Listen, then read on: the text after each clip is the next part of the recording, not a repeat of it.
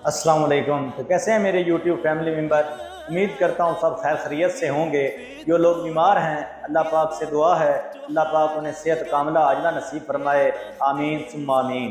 दरूद शरीफ की फजीलत, सिर्फ एक काम शुरू कर दीजिए, दरूद पाक पढ़ना शुरू कर दीजिए और दरूद पाक की दावत देना शुरू कर दीजिए। यकीन करें ना किसी आमिल की ज़रूरत पड़ेगी ना किसी वजीफे की।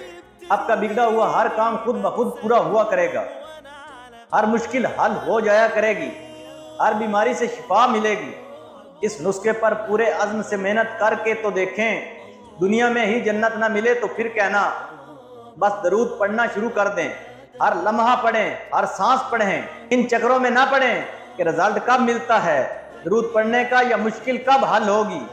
ये कमज़ोर ईमान वालों की बातें होती हैं।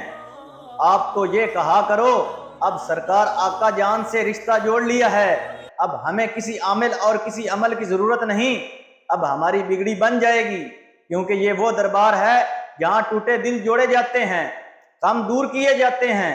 अब तो नसीब जागेंगे। 1 करोड़ की नियत करके गिन कर पढ़ना शुरू कर दें। दिन रात में जितना मर्जी पढ़ें, लेकिन पढ़ें ज़रूर। लोगों को दरूद पाक की दावत दीजिए। अल्लाह पाक से दुआ है अल्लाह पाक इस पर अमल करने की तौफीक अता फरमाए। आमीन सुम्मा आमीन।